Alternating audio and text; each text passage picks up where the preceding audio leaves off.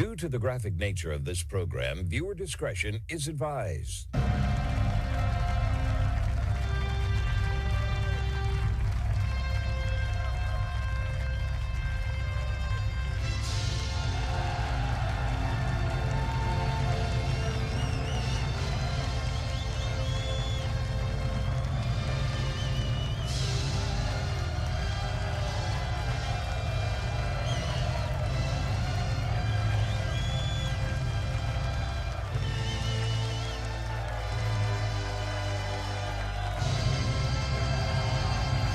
Hello, everyone, and welcome to the Marco Jure Show. It is Monday, December 8th, 2025. Thanks for starting your week off the right way by being here, of course. Thank you again for tuning in today's show to hear all the relevant, groundbreaking news here in America and around the world, the only show where the facts are facts and hard truths thrive.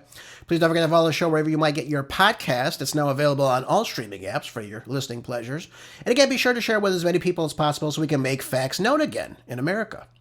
Hope everyone's ready for the best hour radio has to offer, uncensored and ready to go. Yesterday, as some of you may have remembered, was the 84th anniversary of the attack on Pearl Harbor by the Empire of Japan, which ultimately got us into World War II. It was a major turning point in American history, and obviously the devastation of the attack was so great that 2,403 both service members and some American citizens as well that day in Hawaii were killed as a result of that attack.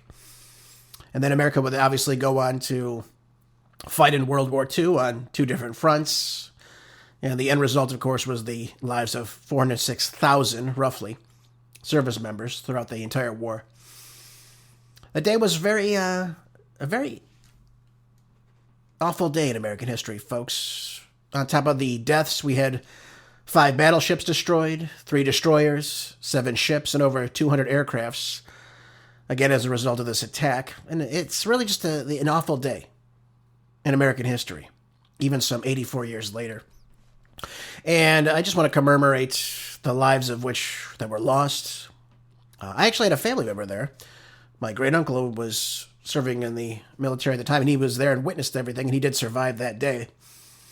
And I'm not going to go into a big history lesson about what happened and why that took place, but I just want to sum it up with all this. We should all be worried about global entanglements. And again, I'll let you look up the reasons why Japan said they attacked us on that infamous day. Again, I'm not endorsing, obviously, anything they've done. But I want to talk about President Washington and his farewell address in 1796. And what he said really speaks true to where we are today as a country. I think so. He went on to write, "It is our true policy to steer clear of permanent alliance with any portion of the foreign world." So in other words, he says, no foreign entanglements, folks. Worry about your own country. Because if you don't, you're going to find yourself in conflict after conflict. And look where we are today. Look how far we've drifted from these words. And he was absolutely right about all this.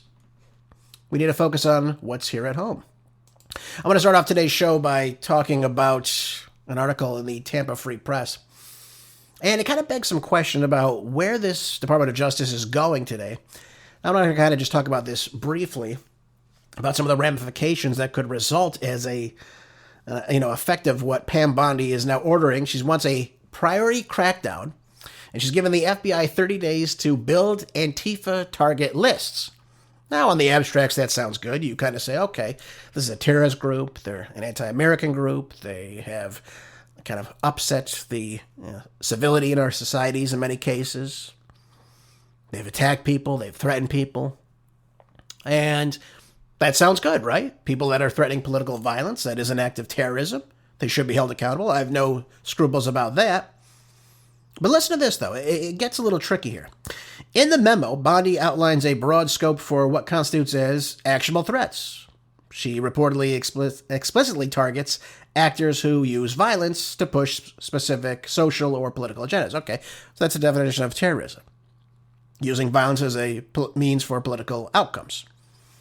But the directive lists opposition to the following: immigration enforcement, radical gender ideology, anti-capitalism, anti-Americanism, and anti-Christianity as kind of these markers of ideologies in question here. So now, while we read some of these off, I mean, again, immigration enforcement, that mean you, I guess, don't believe in what ICE is doing? I mean, can you protest? Well, yeah, you can legally protest against it. You can protest against it. You can't become violent or attack ICE agents or interfere with anything that they're doing lawfully. But I mean, where do we draw the line? Do you make a post online about, hey, I don't like ICE, or say something about ICE, and then what? You're going to knock on the door soon? I mean, what's going to be the end result of all this? How are they going to go about and build these lists? Radical gender ideology. Again, I don't know what they're referring to there. What do you mean? Like a man could be a woman could be a man? Simple basic biology? They don't believe in that? I mean, I don't know if there's a law against believing in that. I mean, obviously, I don't believe in that. But what are they referring to there? See, these are broad categories. Anti-capitalism. So what is that? Someone that pushes communism like Mom Dummy in New York City? Again, what do these terms really point to? This is what we need to know. Anti-American. That might be something different from what I believe, from what Pam Bondi believes, what President Trump believes, what you believe. What does it mean to be anti-Americanism?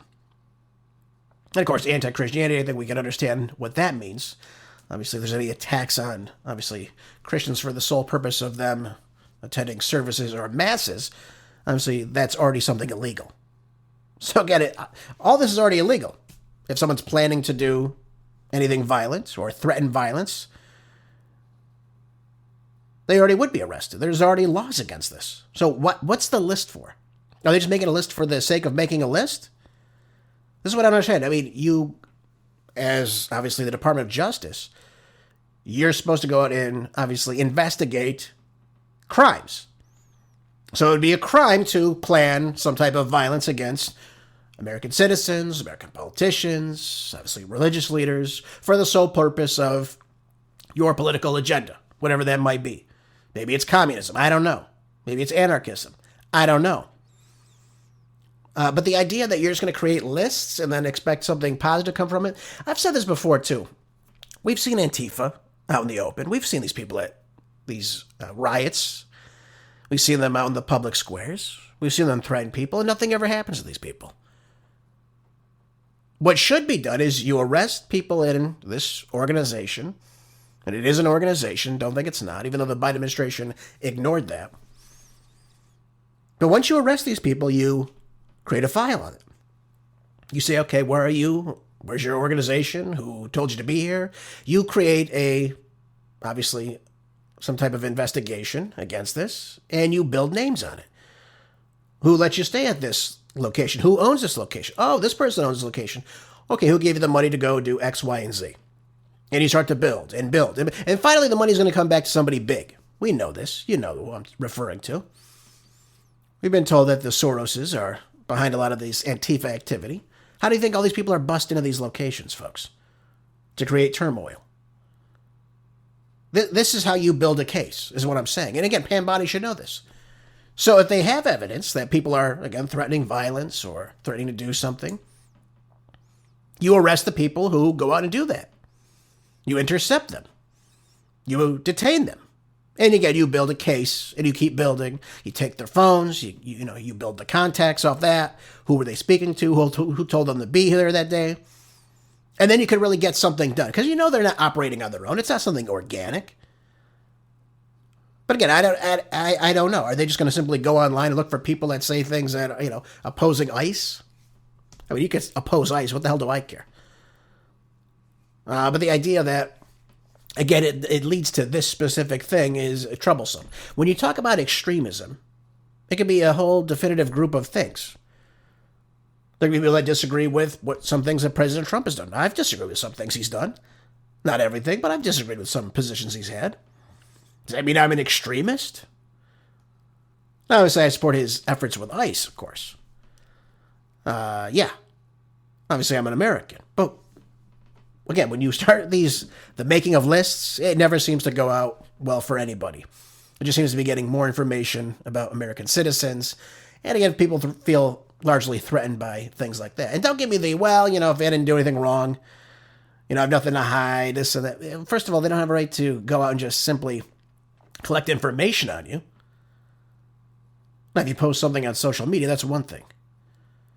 But again, where do we draw the line? Where do we draw the line on this? Look at here. It says, additionally, the FBI has been told to streamline its public tip lines, make it easier for citizens to submit media evidence regarding suspected domestic terrorists. Okay, well, again, you don't think Meta's on this? You don't think X or TikTok are all over this already? If some people are actually going out and saying these violent types of rhetoric? Of course they are. Well, for the most part, I would hope so. But look at this. So you can go snitch on your neighbors? I mean, come on. What is this? East German Stasi tactics here? The FBI should have been all over this already. And by the way, Pam Bondi's, I don't know what Pam Bondi's up to. Obviously, as of late, she dropped the ball in this dismissal case of Jim Comey and, of course, Letitia James, which again stems from her blunder, did not have President Trump nominate a candidate to be confirmed by the U.S. Senate to investigate these people and, of course, indict them. But Bondi's error came after nominating Eric Siebert earlier in January of this year. And for those of you who are familiar with what's going on here, this is in the Eastern District of Virginia, by the way. And instead of nominating him for the position, they used U.S. Code 28 U.S. Code 546. And you go through a process. You notify, obviously, the district judges, the chief district judge primarily. And you go through the process, you inform them this person's going to be an interim for the next 120 days. And after that, obviously, the district courts would come in and say, okay, you haven't confirmed this person yet, so now we're going to confirm somebody. So what happened as a result of all this, and again, this is why this is so ridiculous, after Siebert resigns because he didn't want to, again, prosecute Letitia James, Bondi goes out again and using the same statute, again, which has already exhausted itself. She just goes out and announces, never even goes through the same documentation or method because, again, she already exhausted it. But she just announced that Lindsay Halligan is going to be the person in charge of this now without formal any type of process to put her in an actual position to do anything. So, again, Halligan, she's this Trump defense lawyer. She's not a prosecutor, by the way. Was installed to fill this vacancy of Siebert. And again, if I know this, Pam Bondi knows this. Halligan is not suitable to be in this position now because she's not legally in there. They didn't follow the law. So now it would be, after the 120 days, the district court judges would come in and they would appoint someone on their own. That's how the statute works. But Bondi didn't do that. They just said, okay, we're going to put Halligan in here and then let's have everything move forward. That's not how it works. Simply not how it works. Paul Craig Roberts wrote a little bit about this too. I want to kind of address what he said about this. Now, he's of the opinion, of course, saying that, of course, he felt that the Democrats would protect their own against those that tried to destroy President Trump. Of course, that's how this always works. And he went on to say Republicans obviously are too weak to fight their enemies. And indeed, of course, the Republicans feel that their only enemies are those in foreign lands. That be the Russians, the Iranians, the Chinese, the Venezuelans, you name it. But here we go. We have a Democratic judge now dismissing this whole entire grand jury against both Letitia James and James Comey on the grounds that the U.S. attorney prosecuting the case was illegally appointed. She was. And I'm going to get into that a little bit more. So now the case wasn't dismissed on the grounds that there was no evidence. It's on the grounds that the evidence against them is presented to them, to the grand jury, by the way, was false. Or again, that the grand jury was politically biased against these defendants, which, as we could imagine, it probably was. Now, both grand juries in these cases came out again and approved the evidence that was brought against them. But now we've got this judge that comes out here, and her name is Cameron McGowan Curry. She's a Bill Clinton appointee from 1994 in this 4th district here. And she dismisses both cases. She says Halligan is not in the right position.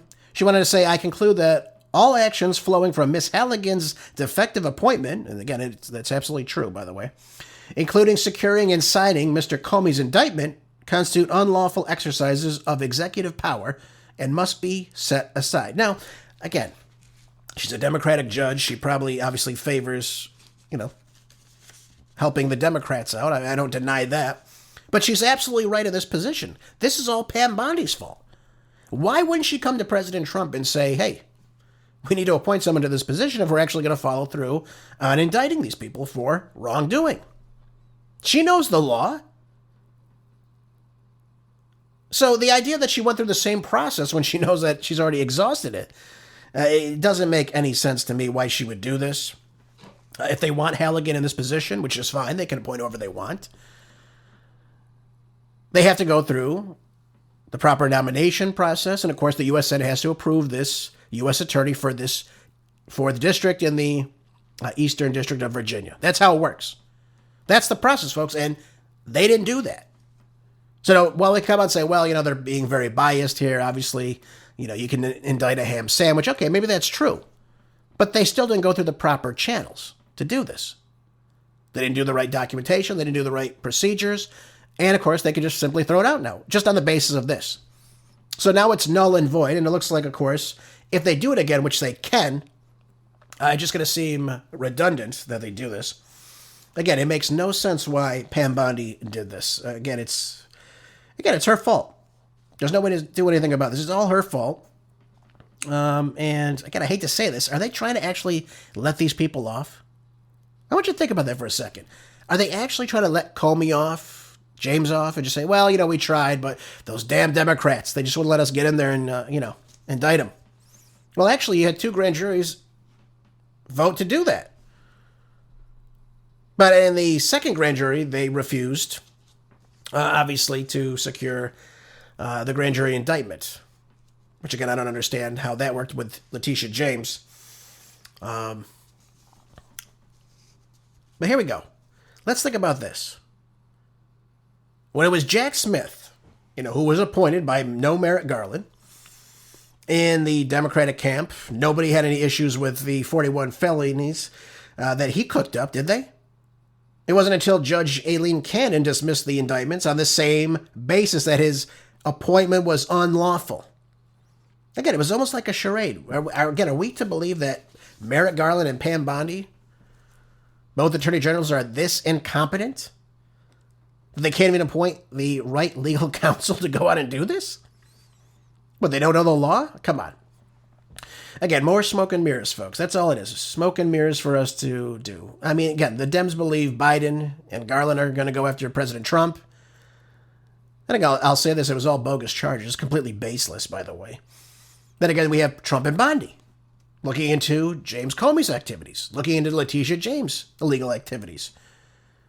The only difference here in both of these cases, there is actual evidence, as is presented, if it's true, that it can be very damning for both. They broke the law, it seems. It wasn't like that with President Trump.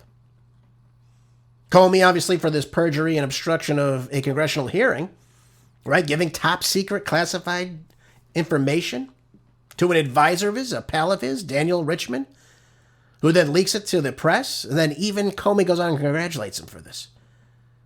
It's unbelievable. You never heard anything like this before.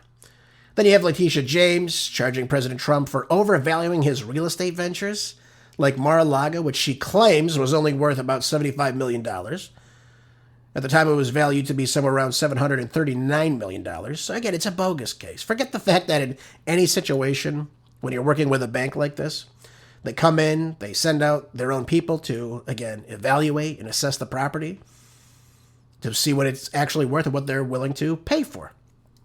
Now, certainly they did this. They loaned out the money to President Trump. And again, he paid all this money back plus the interest. And in any of these situations, all 23 of them that she accused him of, again, being dishonest on this loan information, these accusations she threw at him, they all said they wanted to work with him again. So there was no even complaint about what he had done. It was just simply her saying, well, you know what, you lied. We lied because you said you lied. Again, completely baseless. Completely baseless. All right. Let's compare this now to what James actually did. Claiming her Virginia real estate is her own primary residence. She writes this on a loan document to a bank. Again, she lives, folks, in New York. She works in Albany.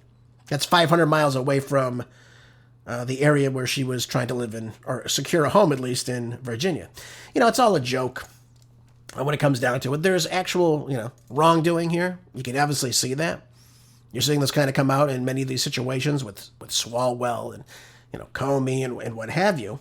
And again, I'm wondering when something could happen to John Brennan, by the way. What's going to happen there? Well, nothing yet. But these are serious charges that they're being brought up against. But here we go. Bondi dropped the ball on this one. That's the only thing you can conclude on this. She should have advised President Trump to nominate Halligan, let the Senate confirm her. If she's elected, again, they go to do this, she can be able to bring up these charges again. But, isn't it something that the second federal grand jury here in the case against James returned a no true bill? Again, that's just an indication they're not serious about doing this. The Democrats, again, who are they picked on this jury? Not enough evidence to indict. Really? Not enough evidence to indict? You really think that her primary residence is in Virginia when she lives 500 miles away? How does that work? Same thing with Swalwell. It's unbelievable how they do these things to get, more benefits in what they do. Again, but if the Democrats want, in their blue enclaves, they can indict a ham sandwich, right? That's what Alan Dershowitz told us. Again, that's just where we are today in America, and it's a very sad thing. But again, Bondi drops the ball on this one, and again, they get to walk free. So we'll see if they actually attempt to go after both of them again, and they probably should. But right now, this just looks bad for the Republicans. Because now it looks like, oh, well, you tried to go after them. The jury said, hey, not enough evidence. You're just going after them like you're claiming Biden went after you. And again, it's this vicious circle that goes round and round. And again, it's ridiculousness. This could have been handled so much better. We could have actually got some information out on these two individuals who are public figures and shown that they actually committed much wrongdoing. Again, we didn't get to see that, though, unfortunately. So, again, I don't know why President Trump picked Pam Bondi. I would have been much happier if he picked someone like a Ken Paxton of Texas, who's now going to be running for U.S. Senate. Why couldn't he pick someone like Ken Paxton, who's completely competent at what he does? Very solid. He's probably one of the best AGs we got out there, too, by the way, I'd have to say. Would have been a much better choice. I don't think Ken Paxton, who went after the Biden administration, would have let something like this fall like this. Just my thoughts, of course. All right, let's move on. Fox News. What's happening here? ICE warns Illinois is releasing violent criminal illegal aliens despite detainers and, of course, risking public safety. Well, the state's now going to release 1,768 criminal aliens. They don't even belong here, with active detainers, and they have been since January 2025. So again, we have illegal aliens that don't belong in this country. And the state of Illinois now is going to let these people go free. Have you ever heard of anything so ignoramus in your entire life? I don't think so. It says here that U.S. ICE agents are now warning that Illinois officials are releasing these violent criminal aliens despite active immigration detainers, in a move the agency says is putting the public at risk. Todd Lyons of Fox News Digital said that ICE's senior official performing the duties of director said that Illinois has tens of thousands of criminal illegal aliens in custody. Individuals, he noted, have committed crimes ranging from murder to rape to child pornography and armed robbery. Now, I just want to stop for a second and just process this. You have people committing violent attacks on people, assaulting, murdering, robbing, obviously illegal behavior coming from these people, and you're going to simply let these people go for the simple reason that they're illegal aliens. You tell me that the government of the state of Illinois is working for the people there. I don't think so. What happens when you have government that goes so rogue like this? When you have state leaders like this that will simply champion people because of their illegal status, that they can go out and do whatever the hell they want. So in other words, they can put a murderer right back on the street so they can go kill someone you know and love. When are the people of Illinois going to say, we had enough of this? We've had enough of J.B. Pritzker. We've had enough of the Brandon Johnsons. We've had enough of these Democrats that are destroying the state. Again, do they think they're immune from what these people can do? Or do they simply not care because they don't feel it's going to affect them? They could simply virtue signal about being so righteous to the fact that no human is illegal, right? We always keep hearing that from them. No human's illegal. Well, then we don't have any borders, folks. We have no borders if everyone is a legal citizen somehow. It's amazing.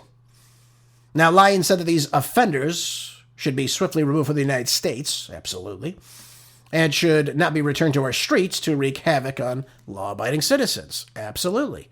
This is right. Now, according to the data provided by ICE, Illinois has already released 1,768 criminal aliens with active detainers since January of 2025.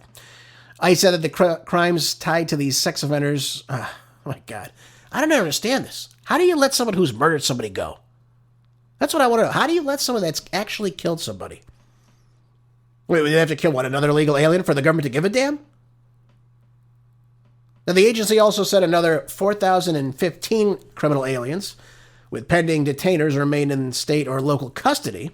Again, they're not cooperating with ICE, including individuals linked to 51 homicides and more than 800 sexual predatory offenses.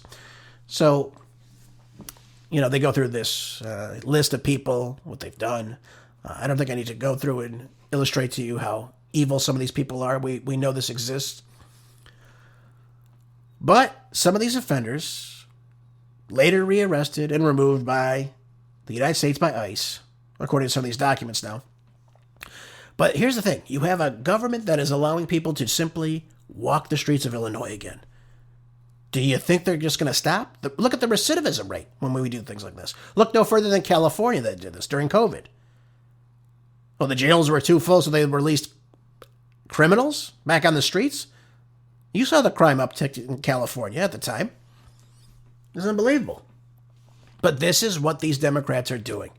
They're releasing their jails. They're releasing these criminal aliens. They're not cooperating with ICE. They're not cooperating with federal law, which they are supposed to, by the way. Look at the supremacy clause. And they're more than happy about doing this. They don't care. They have no problem doing this. And it begs the question, who do they work for? Do they work for you? Or do they work for the illegal invaders that come into this country? This is how you destroy a society, folks. When you allow people to come in and destroy the fabric of society like this. Putting people that you know. I think we can look at a bunch of these cases. We've seen it even with citizens of the United States. We've had what? Irina Zarutka's murderer. Arrested 15 times. Why is he back out on the streets? We had another one recently. 72 times arrested. Multiple felonies in there. Multiple. Why is this person back out on the streets? And again, we're seeing this time and time again. We see nonstop, it seems. All these people on the streets should not have even been out on the streets in the first place. They should be locked up indefinitely. They cannot function in society. So what is it going to take, folks? Is it going to take somebody you know and love to be hurt by one of these insane people? These criminals? These thugs? To get you to go, well, maybe I should rethink my position on this. Maybe not everyone is, a good person. Which, for some reason, the left seems to love and adore these criminals. It's absolutely amazing to me. This has got to stop, folks. We can't function as a society like this. I mean, again, I'm looking through these mugshots, these criminals, what they've done.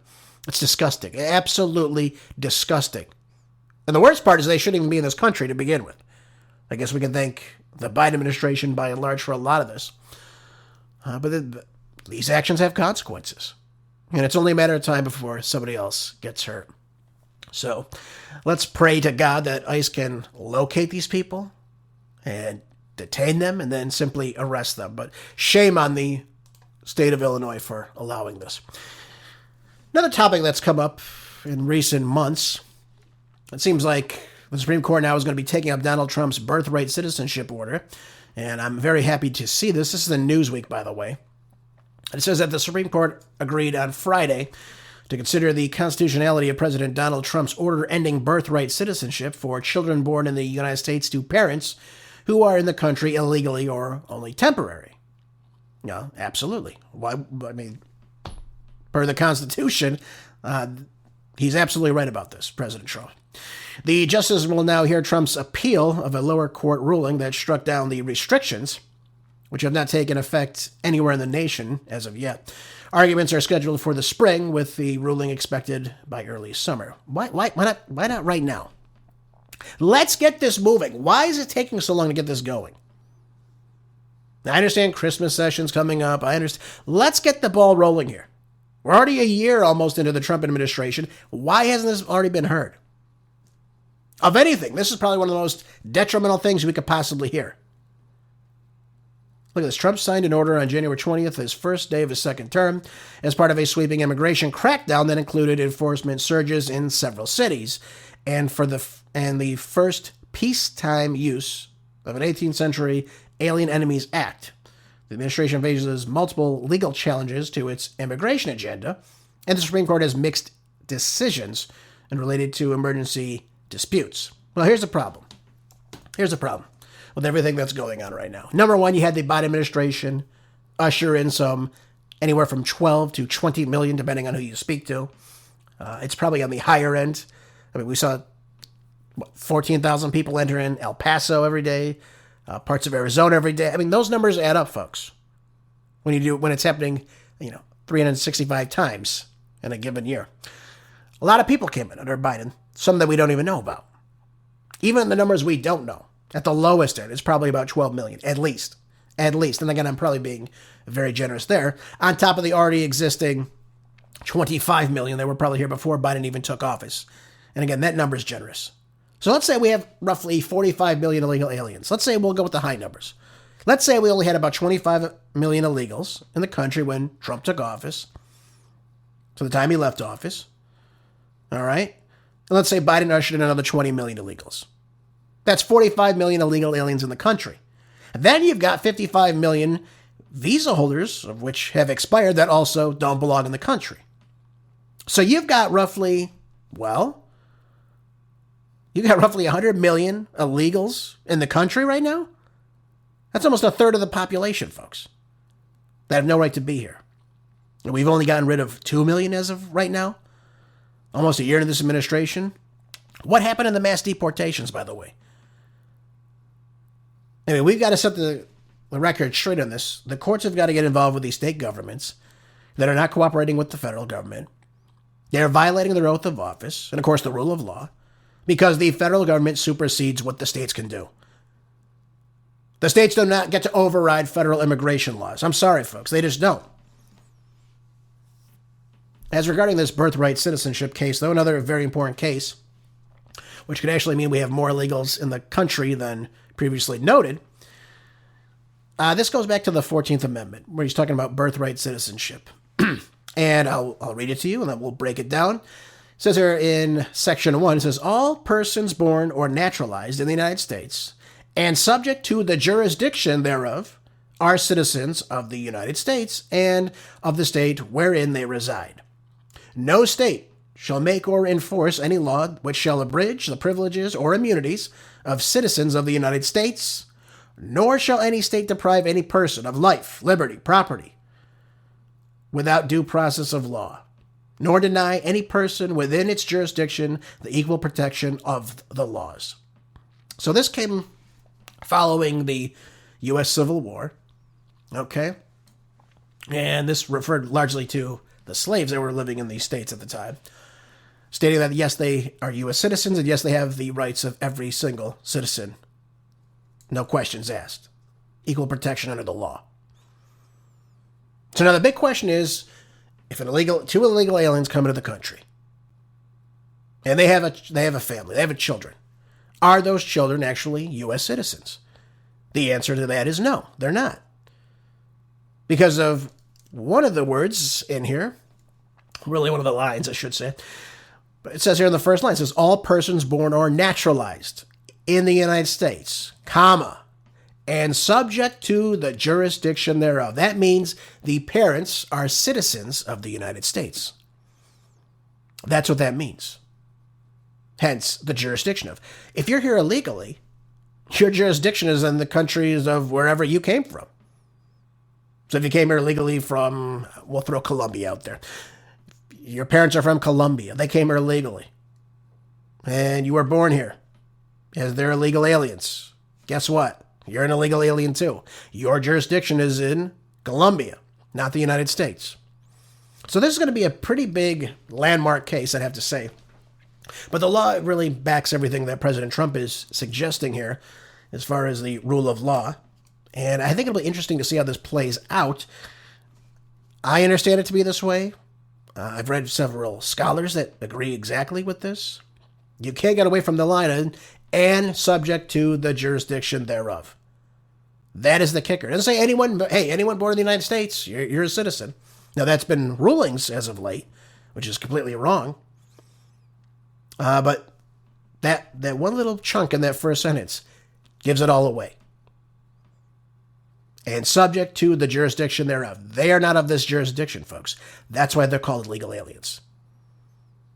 And again, how long has this process been going on?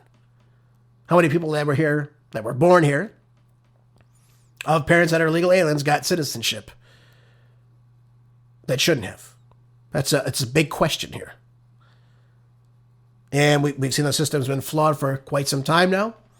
And nothing's been done about it until President Trump really came into office. Now, of course, we had other presidents, like Bill Clinton. He deported, I think, 11 million? Even Obama deported several million illegal aliens, if you can believe that. But the problem itself is that you have a group of people now that say, hey, we're citizens because we got here. That's it. We're here. We're here. So, I had kids here. My kids are citizens. Therefore, I'm a citizen now. That's not how it's going to work. So there's going to be a lot of things that has to happen. I've often said to you, though, regardless of all this, there has to be due process involved in, obviously, detaining people that are here illegally. We'll see how all that works out, of course. But Trump is absolutely right to do this. So I just want to point that out to you, and I'll be interested to see how, obviously, this case plays out when the case is heard this coming spring. All right. The Hill. I love this article. I think this is a step in the right direction. It says here that Trump's new national security strategy, which was released late on Thursday evening last week, I didn't have time to go over on Friday's show. This is actually a pretty good strategy. It kind of moves us away from the Wolfowitz doctrine of just global hegemony, which I've often advocated against. Again, I'm all about diplomacy and trade and what have you. But this idea we have to be entangled in every single other country's business and give billions of dollars every year in foreign aid, not sitting well with me. So I'm happy to see that he's taking a little bit of a step back. And he released it's a 33-page document that kind of builds on Trump's America First ideology. And it really provides the first explicit reference to the president replicating with the Monroe Doctrine, calling for U.S. dominance in the Western Hemisphere, which I think pretty much already exists.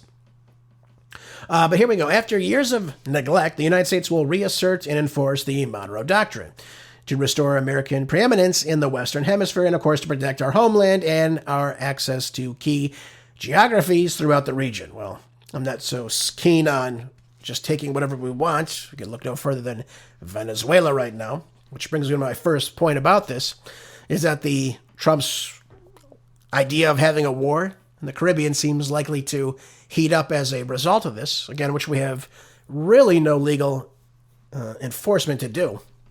Venezuela hasn't attacked us. Venezuela hasn't done anything to challenge our national security. So why are we doing this? No, I do that. Well, it all comes down to oil, resources in the region. And of course, if we install their puppet, Karina Machado, she's going to play ball with the United States. That's what it comes down to, folks. I mean, in a nutshell, that's what it comes down to. If they didn't have all these resources, you think we'd give a damn about Venezuela? Whose country is crumbling right in front of our eyes? Now, again, I say what you will about Maduro. If the people elected him, that's up to them. That's their country. They want to live like that in socialism, communism, hey, that's up to them. But this idea where we can just simply go take people out because we don't like them speaks to a different challenge here, I think. And by the way, you're seeing China start to move into the region as well. So I think President Trump is trying to get ahead of them on this, I think is what's happening here. And again, we can always use more resources, right? That's what it comes down to. So I don't like that aspect of this idea to, replicate the Monroe Doctrine, which is, again, no European colonialization or interference in our hemisphere. But again, Trump now criticizes also European efforts as failing to deal with Russia. This part of it I actually like for a couple of reasons. It says here that this document criticizes Europe's lack of self-confidence in contributing to a deteriorating relationship with Russia, but does not address Russian President Vladimir Putin's decision to invade Ukraine in 2014 or 2022, or its campaign of sabotage, election interference, and fomenting instability on the continent. Well, I disagree with this take on this about the election interference, of course, or any campaign of sabotage. I mean, there's no proof for any of that. And the idea, though, about the Maidan Revolution in 2014, which took out the duly elected president, Yanukovych, who's now, I believe, hiding as an exile in Russia. And, of course, in 2014, they took back Crimea. We know this. Then, of course, we know in 2022, the Ukrainian government was allowing the shelling of ethnic Russians in the Donbass region. And Putin said, hey, we've had enough of this. These people want to become Russians. They are Russians, ethnically. And we're going to protect these people. Putin doesn't want all of Ukraine. He's already said this, despite what you may have heard on various news channels. He doesn't want all of Ukraine. So I think President Trump's idea that we need to have positive relations with Russia could be a very positive step to really stopping this war. Number one, we want to see this war ended. That's why we elected President Trump. But number two, we want positive relations because, like us, they are a world power. They are also a nuclear power. We don't want war with these people. We should be coexisting with these people. In fact, at one point, Russia tried to join NATO. I don't know if any of you know that. Yeah, Russia tried to join NATO. Well, obviously that fell through. They don't really need NATO anymore. We have to look at things for what they are, though. Can we get positive relations? Can we move away from this Wolfowitz doctrine? And I think if we can do that, if we can improve relations, I don't know if the government will approve of this, but if we can do that, this would be a very, very good step in the right direction. Hopefully less wars would be involved in. All right, moving on. It says Taiwanese cheers U.S. strategy on China. It says that the document explicit recognition of protecting Taiwanese sovereignty and security from external influence was welcomed by the Foreign Ministry and likely reassures China hawks in Washington that the administration is not looking to abandon its island to Beijing. Yeah, China wants Taiwan. They lost it in 1895. They've wanted it back ever since. Of course, they lost it to Japan, who lost it after the end of World War II. It's been a sovereign nation for the last 80 years. But they view Taiwan as part of China, and they want it back. And they've run drills outside of Taiwan. I mean, it's a small, very small island, obviously. But here it says here that the U.S. national security strategy affirms that deterring conflict over Taiwan is essential to the region and to the world. A secure Taiwan anchors a stable Indo-Pacific, so will continue to strengthen self-defense and contribute to peace and prosperity in the region. I'm not opposed to this. I think Taiwan should be sovereign. It obviously wants to be sovereign. What happened to Beijing was obviously awful. Because that was supposed to be independence of the Chinese government. And now we see that it's been intercepted by that, and it no longer is. But like the United States, at one point, it was one of the freest regions in the world, too, by the way. So we should definitely have a free Taiwan. And by the way, they've also bought weapons from us that I don't think we've given them, which we probably should. So I'm happy to see at least we're recognizing sovereignty. We're representing freedom. And of course, freedom from, obviously, war in the situation. One other aspect of this I really enjoy. This is America's focus on the Middle East to recede. Thank God. Thank God. Says Trump is now working to draw down U.S. responsibilities in the Middle East, partly by focusing on increasing American energy exports and describing Iran and its proxy forces as greatly weakened following the 12-day war. I don't agree with that at all. With Israel and U.S. strikes on nuclear sites. Here's another problem with this. First of all, I don't think Iran's weakened. I think like Russia, they are ready for war, should it happen again. They're ready to go. They simply are. We know this. I've heard their scholars speak on this. Just like Russia is ready to go. Yeah, we'll hear from Putin momentarily. But we need to get out of this conflict in the Middle East. We need to stop, again, giving aid to every single country in that region, pretty much. We need to stop this. Diplomacy is one thing, trade is another thing. But the idea that we're just going to keep giving money to Jordan, giving money to Egypt, giving money to Israel, these blank checks, they could just do whatever the hell they want, and we wonder why there's war in the region. Let's get some, again, peace proposals moving. We saw some peace beginning to break out in the Abraham Accords during the first Trump administration. I would like to see that. Versus, again, this entire bit of war we've been involved in the Middle East since 2001. None of it which was legitimate, in my estimation.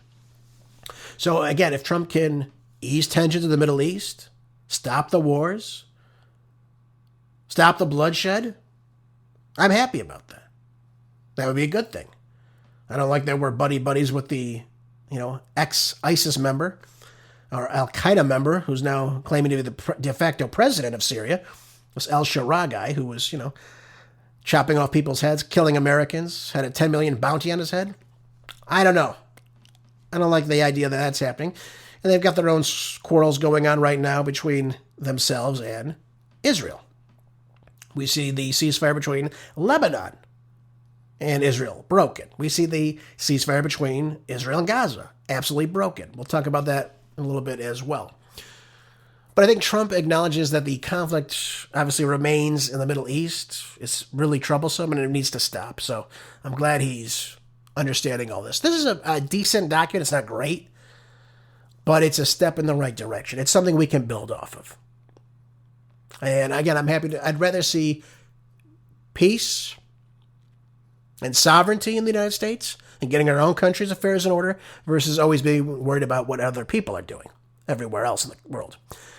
Needs to happen. Speaking of that, Zelensky now heads to London for talks with European allies. This is in Breitbart. And it says there that President Volodymyr Zelensky was meeting with the French, German, and British leaders in London on Monday.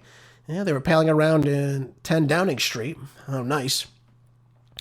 And Zelensky said late on Sunday that his talks with European leaders this week in London and in Brussels will focus on security, air defense, and long-term funding for Ukraine's war effort. Has this guy ever considered peace once? Has he ever once considered peace? The answer is no. Now, many people are looking at this saying, well, hey, they're sabotaging Trump's peace efforts. Think about the 28-point peace plan that he presented to Moscow with Witkoff and, of course, Kushner going out there.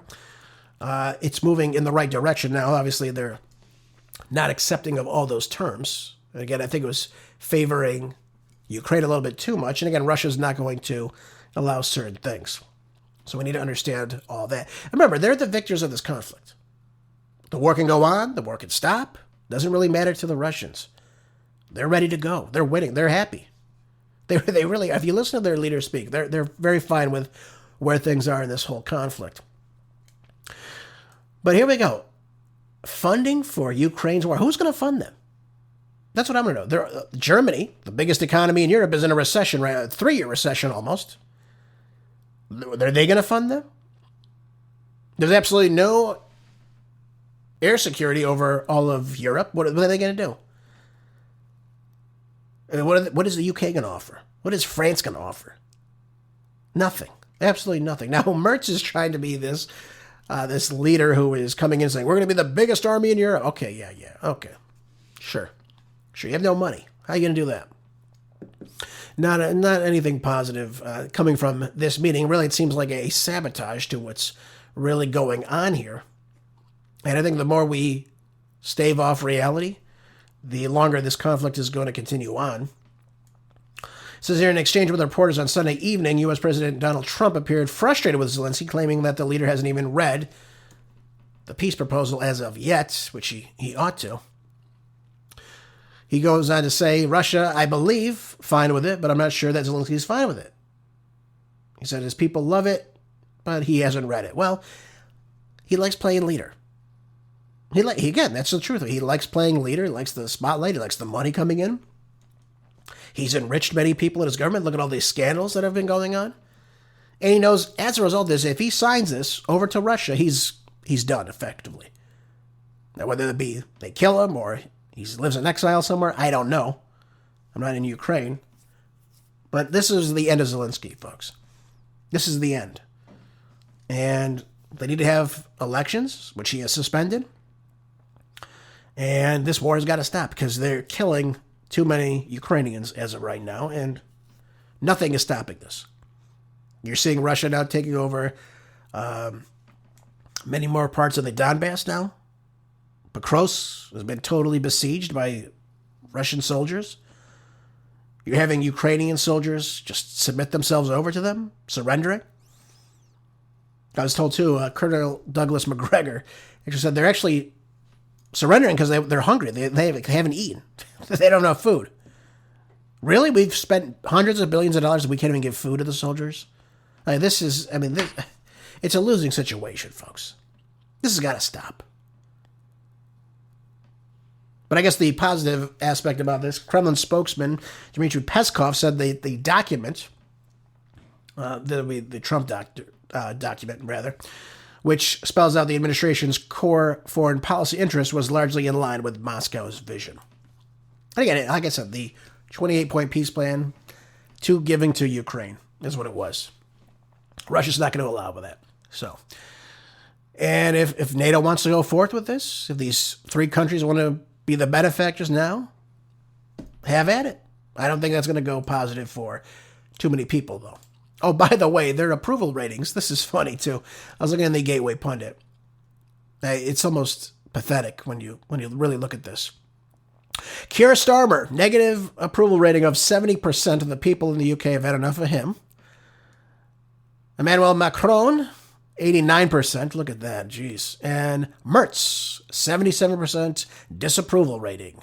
No one likes these leaders. And yet they're trying to prevent and overwhelm this peace pressure from President Trump? Under what authority, by the way? Trump obviously leads NATO. So, again, this is all ridiculousness. What are they trying to hold on to? It's just mind-boggling that they could be supporting all this. I don't understand it, but Macron even took to X. He says, Ukraine can count on our unwavering support. That is the whole point of the efforts we have undertaken as part of the coalition of the willing. Yeah, okay. Why don't you take care of your own country, my friend? Look at Paris right now. Looks like a cesspool that's overflowing. Just so we're clear on this, should any of these three countries, including Poland, by the way, that seems eager to get into a hot war with Russia, tries to do anything, tries to stage a false flag event, which is possible, by the way, I've told you this. If any of this happens, you're going to see a problem. This was Putin. This is obviously translated in English. This is what he said regarding any type of active war between Europe and Russia. We are not planning to go to war with Europe. I've said that 100 times already. But if Europe suddenly wants to go to war with us and starts it, we are ready right now. There can be no doubt about that. The only question is, in what way? If Europe suddenly starts a war with us, I think it will be over very quickly. This isn't Ukraine. With Ukraine, we're acting in a surgical, careful manner, right? So that, well, you get it, right? Okay. Very confident, very to the point. He says, if they try anything, we've got them. And he's absolutely right about this. Their missile systems, just totally blows anything that the Europeans have. Even ours, by the way. The Oreshniks that they have, the Uranium-2 missiles, everything they have. And they have lots of excess, too. They've had quite a lot. this Iskander missiles, everything they can throw at Europe. I mean, the sky would just be, they have no air defense. And again, this is why I'm saying it wouldn't be, we're ready, it wouldn't take long. He's absolutely right. Putin is speaking under the idea of he understands where they stand. He understands that if they are attacked, they're unprovokingly, I should say, they're going to come in and they will make sure they stomp out the threat from Europe. It will not last long. He said it right there. With Ukraine, we're trying to be careful. And again, he understands too that the Russian Orthodox Church started in Kiev. They didn't want to destroy Kiev. They didn't want to take Kiev, though. But they don't want to destroy that infrastructure that is key to both the Russian and the Ukrainian people. That's just the truth of the matter, folks. So again, the sooner this could end, obviously the better. And let's hope that happens. Let's talk China quick, though. This is in CNBC. It says China's trade surplus tops $1 trillion despite Trump's attempt to contain it. Here's what that means. Now, I told you before, these tariffs are a bit ridiculous in the sense that we're going to balance trade out, especially when we're not manufacturing. Obviously, it's going in the wrong direction. So it says here, China's trade surplus roared above $1 trillion in November for the first time ever. Despite the ongoing global trade war, it has resulted in a steep drop in exports to the United States. In the first 11 months of this year, China's overall exports grew 5.4% compared to the same time period in 2024, while imports fell by 0.6%, taking its trade surplus to $1 trillion, over $1 trillion, just over. This year, as of November, up 21.6% on the year. That is pretty remarkable. Now, the move comes even as China's U.S.-bound goods fell for an 8th straight month, despite a recent trade deal between the two economies, even as the overall exports surpassed market expectations in November as manufacturers loaded up shipments to other markets. Here's the problem. Here's the problem with all this. China's become a major manufacturer, the world's manufacturer. Thanks to Bill Clinton outsourcing jobs in the mid-1990s, welcoming them into the World Trade Organization in 2001, right before he left office. China became a major manufacturer. They took this intellectual property, and they know how to utilize it now. Go look at China's infrastructure from, let's say, 1970 to today. Look at the difference. Look how China's investing in itself, even. They're becoming a world superpower, folks. And they will surpass us with this AI as well, which is going to be a very big thing. It's big right now. It's going to continue to grow. They're going to be the leaders in it. India's going to be second, and maybe we'll be third. But they are going to control that intellectual property that everyone's going to want. And as a result of that, they're going to make a hell of a lot of money off that. Just so we're clear on all this. But here's the problem. We try to go in with these tariffs. We said, okay, we're going to charge you this much, that percent, this percent. It was never set in stone. We've always backtracked. And as a result of it, China's put their goods in other markets. They've made deals with other countries. We saw this, for example, when President Trump met with President Xi just recently. Now, we got them to buy our soybeans, but as a result of that, we didn't get very much of anything else. And it was the idea that we were upsetting U.S. farmers because they weren't able to sell to China, so they're looking for other markets. Well, that's what China did. China said, okay, you don't want to trade with us? We won't buy your soybeans. We'll go to another country and buy theirs. China's on the move, folks. China continues to rely less on selling stuff to the U.S. Yep, absolutely. China has a massive pool of domestic savings, and China will again try to encourage consumers to unleash more of it to lessen their dependency on manufacturing and on exports. Look at this. Outbound shipments surged 5.9% last month in the United States dollar terms from a year earlier. Look at that. China's customs data shows Monday topping economists' forecasts for only a 3.8% growth in a Reuters poll. That growth marked a rebound from an unexpected 1.1% drop in October. the first contraction since March of 2024. I mean, this is just, they're on the move, folks. They're outdoing even previous numbers from previous years now. And while we think we're putting tariffs on their goods, and we're sticking it to them, in the end, that cost is going back to them because they're getting taxed a certain percentage, and that percentage is passing on to we, the consumers now, that buy Chinese goods here in the United States, which we're largely dependent on because we're not manufacturing enough here. Here's how we solve this problem. We bring these good-paying jobs back to the United States. That's what should happen. If we start doing that, if we start manufacturing here, we start, again, cultivating our own raw materials here, versus being so dependent on the world, folks. The economy would, first of all, would boom here in the United States. We'd have many more good-paying jobs. And you would see the U.S. economy explode. It would grow. And then finally, maybe for once, we could start paying down this exorbitant debt that we find ourselves in. Right now, it's what, $38.3 trillion? I mean, it's growing at such a pace, it doesn't look like it'll ever be paid down. Only if, and this is a big only, if we start doing what's right here, focusing on the United States, start building our own economy here. If we start doing that, then perhaps we can start to see some change happening here at home. But right now, it looks like China is going to be continuing to lead the way. And they're breaking every single forecast right in front of their eyes. I mean, they're very confident in what they are doing right now.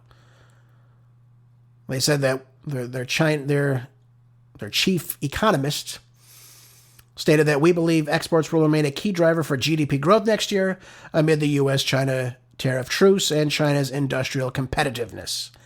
Yeah. They're exporting more than they're importing, folks. That's why they're getting these surpluses. And again, it just shows you they're doing the right things. They're investing in China. We're investing in China, too. That's a big problem here.